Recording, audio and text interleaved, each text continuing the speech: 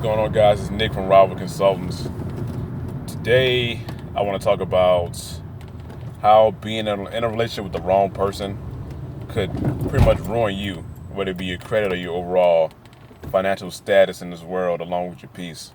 So, I'm going to give you guys a story, really about me. It's kind of personal, but it's a story that needs to be told, and I'm pretty much sure that everybody can pretty much relate to this for the most part. So, at 18, as soon as I turned 18, I got married. So, I got married while I was still in high school, like low key. Me and my former ex-wife, we went to run off to go get married, which is a terrible idea at 18. But you think you know everything at 18, but it's really not the case, apparently. So we did that, and by me being young and not really dating older women like that, me and her had a 5-year age gap. So I was 18, this chick was like 22, 23. So really not knowing certain signs that I know now, for example, being bad with money, being extremely selfish, a few of the things that really raised up a red flag in a relationship I didn't see, because my dating experience was so brand new, you know what I mean? So after I graduated high school, I was already in the military, in the National Guard or whatever. So during summertime, you already know you go to basic training or whatnot. This should have been one of the biggest red flags, but by me being blinded by love, I really didn't see, what was going on, or really much care, you can say it like that. So I'm married, I get my base pay, and then I get my BAH. So I think I was making around $3,000 a month. That's a lot if you're a private. You know what I mean? Like that's big money grip. You know what I mean? Right there, rolling the dough. So this is back when I had my Navy Federal bank account. Went through basic training. I had some cash on me that I brought with me, to buy little toiletries and whatnot. After the money off that little star card, ran out. So after basic training, I get home. I'm thinking I got a nice little chunk of change sitting in the bank, and I log into my Navy Federal account as soon as I leave graduation, and I'm on the airport, leaving Fort Benning, going back home. I notice I'm overdrawing $500 or whatever, because Navy Federal at the time had a program called OOPS, with overdraft protection, which I don't know if they still do it, but that's what they had at the time. So I'm like, how did I leave Louisiana with a zero balance and I came back with a negative 500? You know what I mean? That should have been a huge red flag that I was dealing with a scam artist. You know what I mean? Because I'm like, I did all this hard work, we did all this BS at Fort Benning, and I ain't got no money. I don't have no money. And now, all that stuff would be outside right now if the same scenario was to happen. Like, nah, bro. That should have been a huge red flag. Next thing I noticed, I had a $4,000 loan, knowing damn well I couldn't pay for it. Because, mind you, before I left, I was working at Home Depot. I was making like $950. You're not making enough for no freaking $4,000 loan. So I'm asking questions. Where did this loan come from? What was this loan used for? Because I don't see it other than the fact of that's a 2009 Chevy Impala with rims and freaking chrome on it, sitting in the parking lot, right? Now, I don't know who in their right mind would take a loan and finance a car. No, I don't know who in my right mind would take a loan to finance another loan on a car. And it's not a new car, it's a freaking used 2009 Impala. I hated that car because it was a freaking cop magnet. I got pulled over every week. But anyway, I'm looking at all this stuff. So overall, my money's gone. So I was there about 4 months. So that's 12. I have no idea. I have to go back and check. But I was in the hole a little bit, knowing damn well I should have had a nice little chunk of change whenever I got back. So we got this $4,000 loan. Oh, it wasn't getting paid on either. And the car wasn't getting paid on. So we have a huge issue. Now my credits is tanking. I left with a 4 something. Now I came back with a low 5. So I'm noticing all this stuff. And I'm asking questions. I'm like, okay, where's the money? Oh, I needed to pay bills. Okay, you work at Walmart. If anything, that should have been a supplement to the bills. You know what I mean? You were a freaking manager or a Z, whatever they call it at Walmart. You know what I mean? She was alright. But, you know, it didn't call for you needing to go out and get a $4,000 loan to finance a freaking car as you knew damn well we weren't going to be able to afford. So that was sign number 2. Sign number 3, at the time I had insurance with USAA. I had car insurance with USAA, which had like great rates for 18-year-old. And I'm like, man, $150 a month for insurance, I'll take it. But what she did was like the most foulest shit ever. Excuse my French. We got into a car accident, and this motherfucker sued my insurance. I apologize for cursing, but that's some low down dirty shit that you can do to somebody. What type of wife? What wife would sue their own husband's insurance? And keep it a buck, she got about 17 grand from that shit. We weren't even together once she won that settlement. You know what I mean? I'm like, how the hell does that even work? Like, there's all these signs I didn't notice as I'm getting older. I'm peeping game. You know what I mean? I'm moving around. I'm really getting sick and tired. You know what I mean? Because you really don't make a move and really get out of certain situations until you're sick and tired. So on top of that, I'm getting kicked out the house like every couple months. I don't know why. Chase a Looney Tune. So in a process, something like that, a lot of people I've seen situations like that break a lot of people. But I'm like, man, I can't. Probably because I'm so young, I can't fall victim to none of that BS. I gotta find a way to bounce back, which I did every time.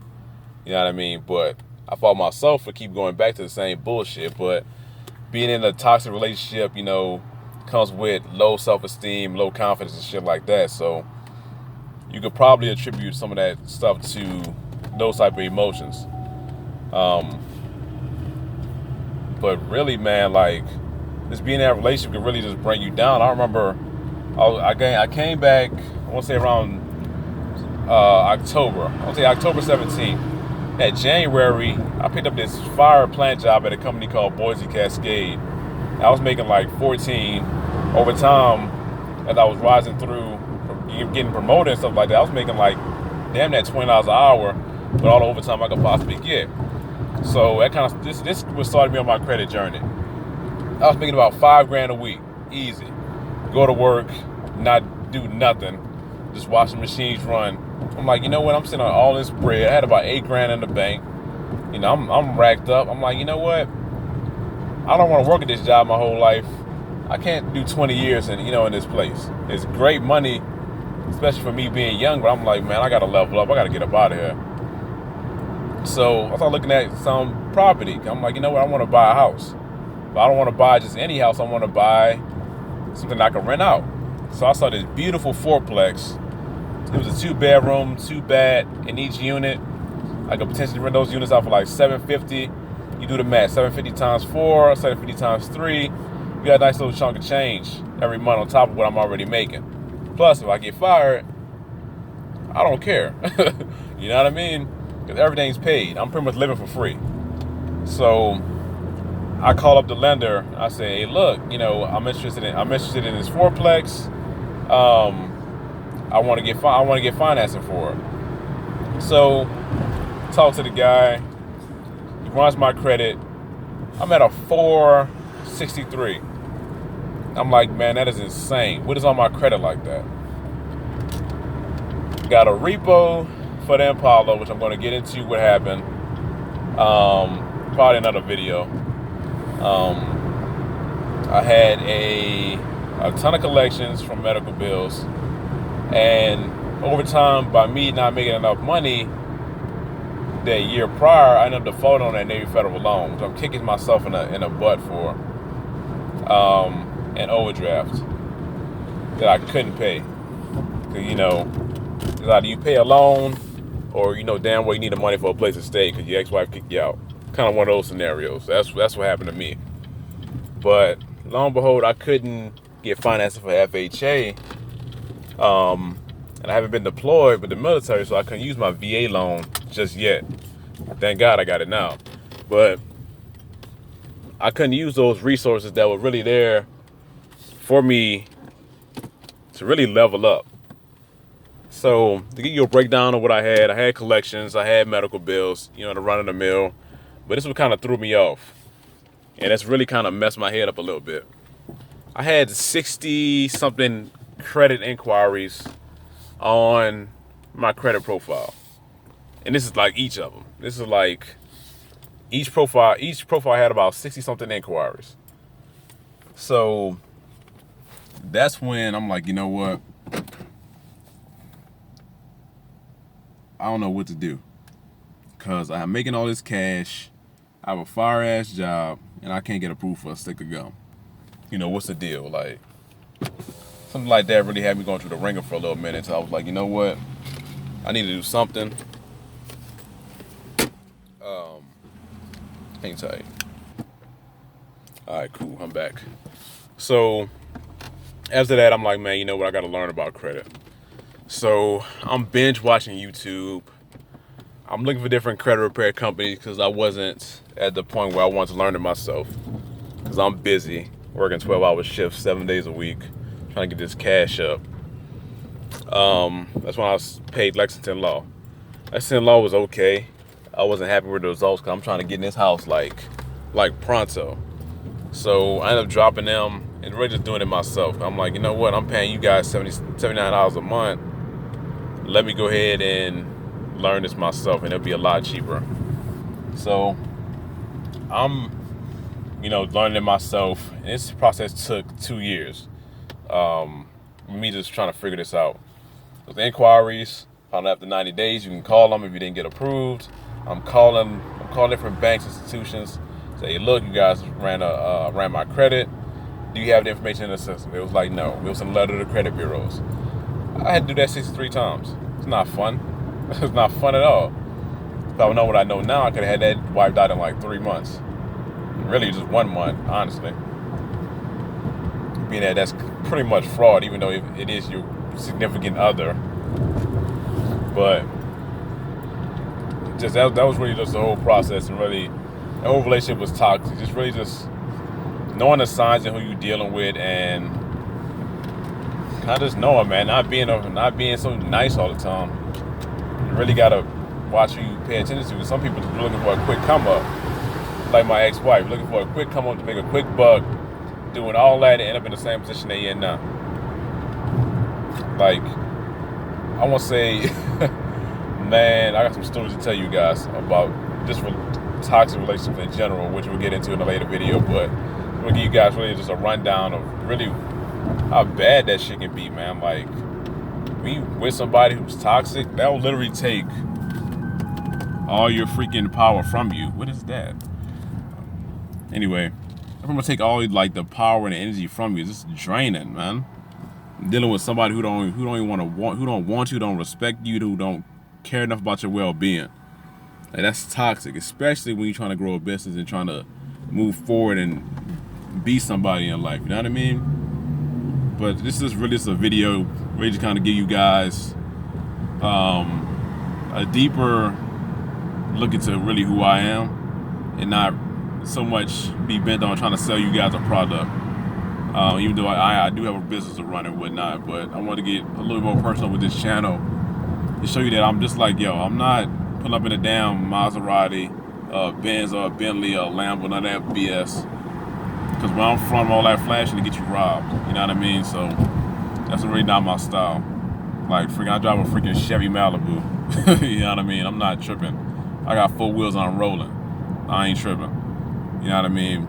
But I'm just an everyday person like y'all, doing business, relying on myself, making YouTube videos, trying to keep you guys informed and keep you guys in the know as to what's going on in this world, credit-wise, business-wise. A lot more videos are going to be a little bit more personal, really showing you guys how to move. I understand business is more than just credit. You know what I mean? You're dealing with spouses who don't believe in you, family who don't believe in you, people trying to leech on you. So I kind of want to teach you guys how to move. You know what I mean? And really just lessons that I learned growing up in New Orleans. You know what I mean? Just the older cats that I was around that really put me on games and certain stuff. And you know how to move it emotionally and stuff like that, and shit I learned in the military. So other than that, guys, I really appreciate your viewership. Please like, share, subscribe. Put some real content, not nothing fluffed or planned out. This is just a run-of-the-mill video that I'm like, hey, look, I just wanted to tell you guys some stuff, you know what I mean? And you know, I just really appreciate you guys and your viewership. So please like, share, subscribe. If you resonate with this story, if you've been through something like that, leave it in the comments, you know what I mean? You know, share with somebody who's been through the same thing, you know what I mean? They might need some inspiration, you know, for what they're going through. You know what I mean? Because getting out the mud ain't nothing easy about it. You know what I mean? It's all about persistence and staying focused. But other than that, guys, I appreciate the viewership. You all have a nice day.